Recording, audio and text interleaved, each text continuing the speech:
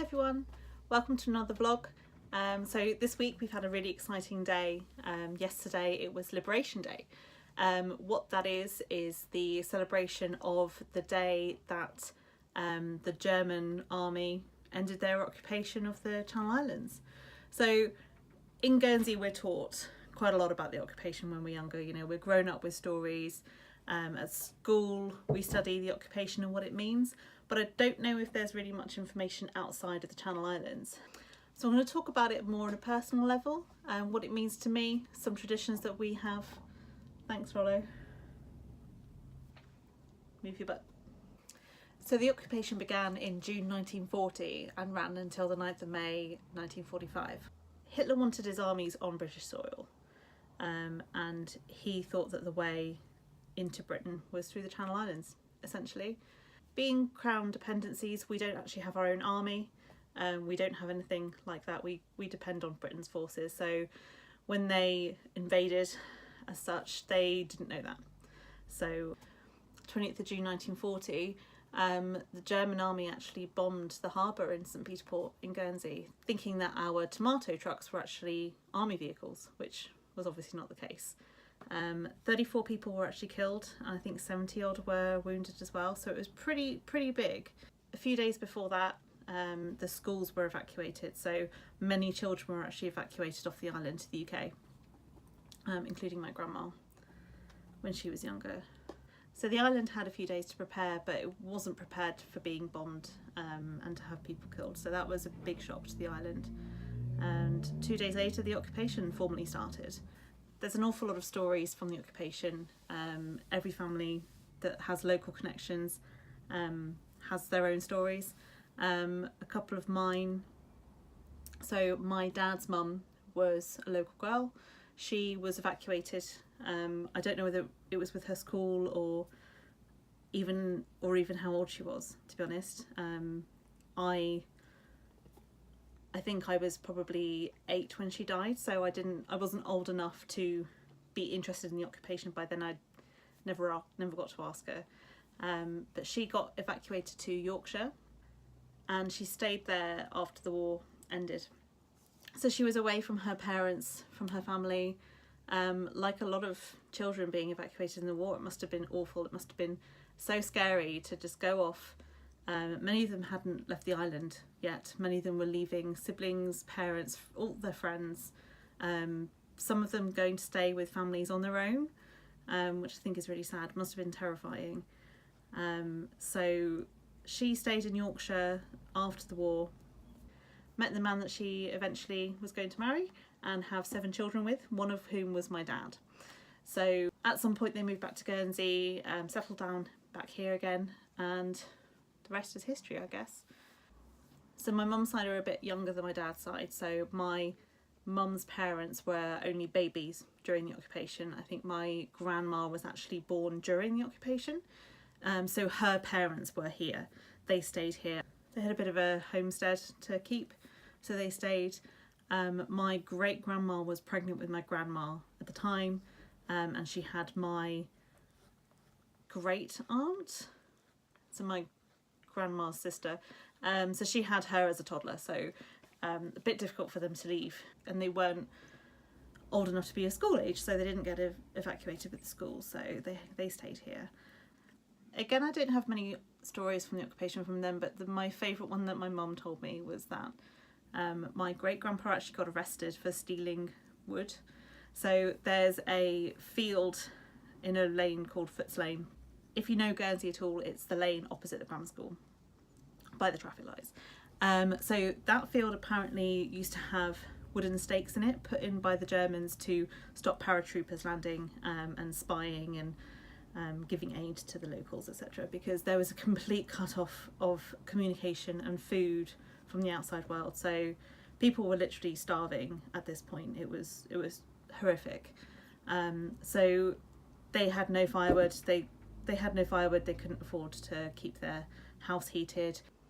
They obviously had a toddler, and you know, his wife was heavily pregnant at the time, so he actually was caught by German soldiers stealing wood that was part of the field and the defences there, He didn't get deported or anything. It wasn't that serious. I think he just got put in the cells in the police station for a little while. I don't know how long. But then my great grandma was obviously left in the house on her own, and they kept chickens in the garden. But German soldiers, because they were starving too. So not only the locals were starving, but the German soldiers were obviously starving too.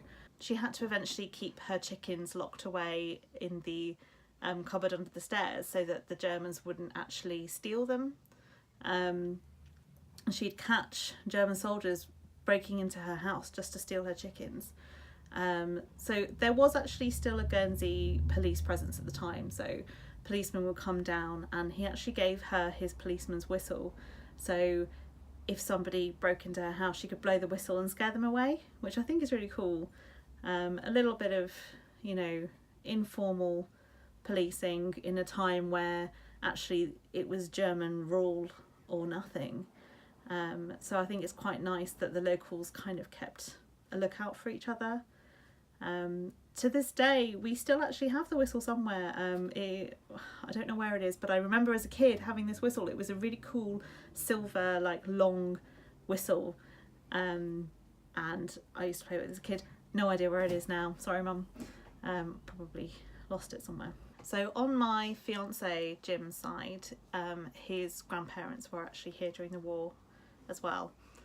Specifically his granddad Dave. Dave was 2 when the occupation first started, so he doesn't remember much, but what he does remember is really vivid in his memory. So he has actually written a little short book, which is brought out this week. I'm actually really thankful and grateful that he's given us a signed copy, which is lovely, and he's actually dated it yesterday, which was Liberation Day, which I think is lovely.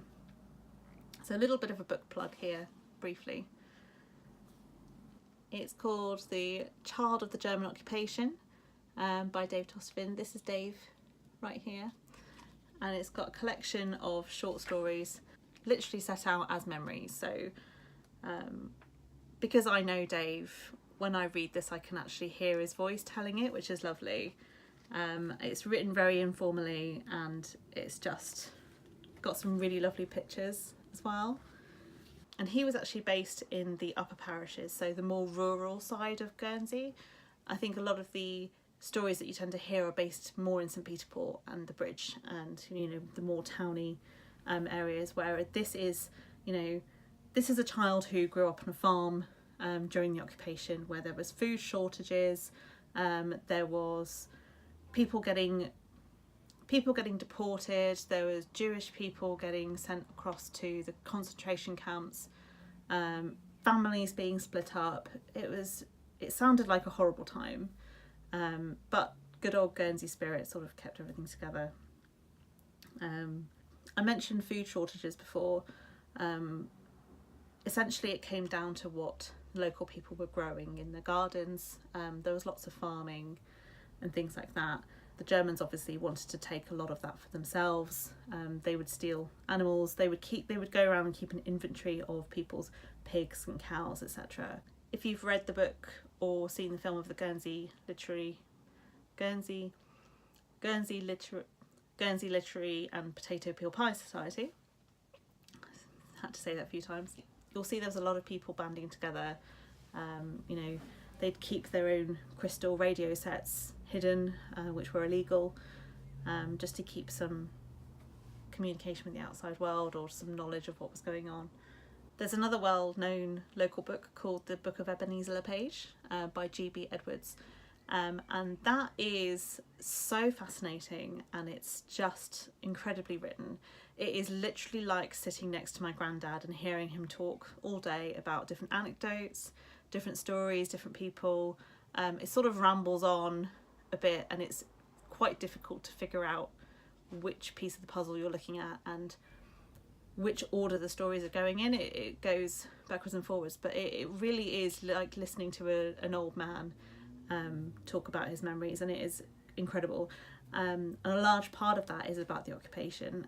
One of his stories, I think I remember, if I remember it rightly, his friend kept pigs, and the Germans would come and they would again count the pigs. There was an inventory that had to be kept of all the animals, and it got to the stage where the characters in the book were hungry, so you know, they slaughtered and ate this pig, and this German soldier ends up coming to his friend's house and saying, I need to count your pigs, and he's like, yes, I've got this many pigs.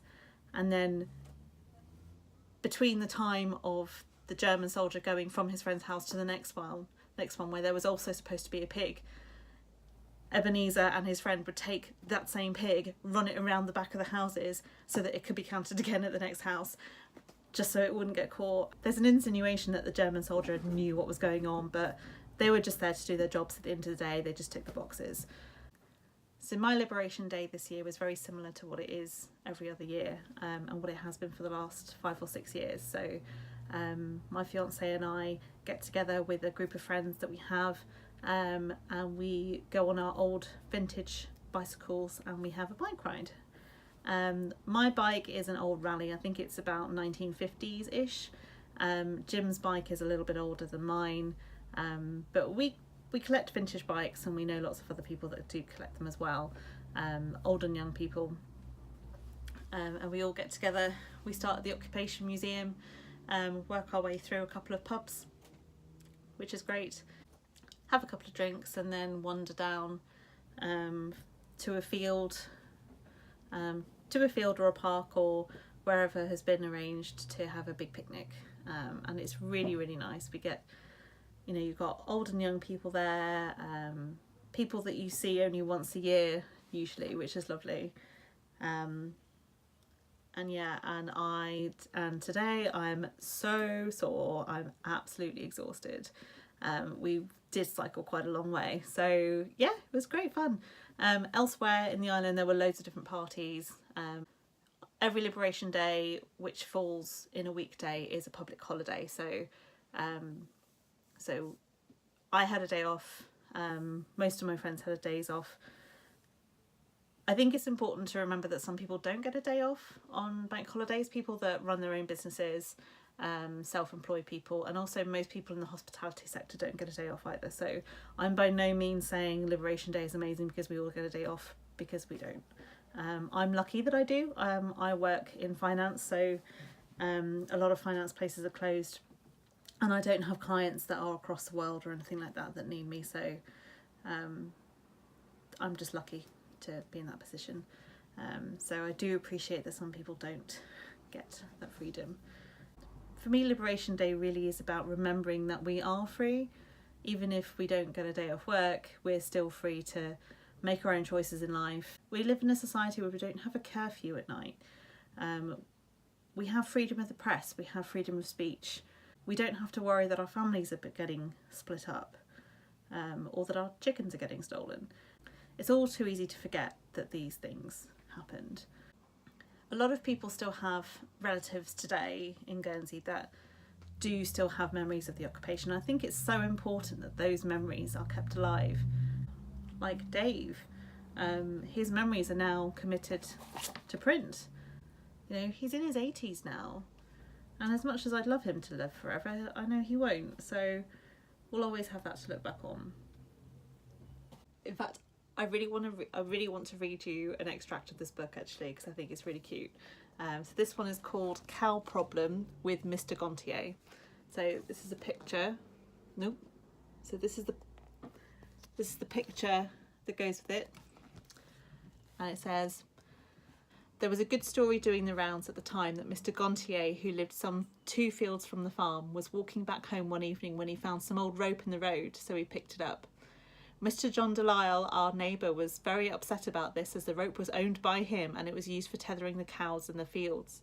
Mr. Gontier was summoned to court, and when he was asked why he had taken the rope, he said that he needed it. But the judge asked him what he was going to do with the cow at the end of the rope. Mr. Gontier, who had a large family to feed, replied, I did not know that a cow was attached to it, but I'm sure that I would have found something for it. I do not know if he was sentenced or not. I absolutely love that. So yeah, that's a little bit about my, I guess my family history, my views on Liberation Day and the occupation in general. This video isn't meant to give you a comprehensive history of the occupation. There's plenty of other resources for that. But I think a lot of families do have interesting stories from that time, and I think it's important just to get those out, and just remember to appreciate what our ancestors went through, the hurt and the starvation, the hard work. We can't imagine that now, but also the resilience of them, you know. And the people that had to leave their island as well, very small children having to leave, they would have gone through an awful time as well. I guess they were lucky if they weren't starving, etc. But being away from their family for 5 years, that's a long time. Those families must have been so terrified that they'd forget them, or just not be able to contact them and let them know they were okay, which I think is really sad. So yeah, that's a little bit about liberation. I hope this gives a bit of insight onto how special this day is. Next year is the 75th anniversary, and that's going to be a massive deal. There's going to be big celebrations, and I'm looking forward to being a part of it. So, well, thanks for listening. If anybody's listening at all, doesn't really matter to me. It's just nice to get these things out. I like editing videos, so it's just been really fun. Rollo has been bothering me this whole time. Hello. So he clearly wants to say hello. Thanks. So yeah, so thanks again, and I'll see you next time. Rollo, what are you doing? Excuse me. Excuse me. Sorry.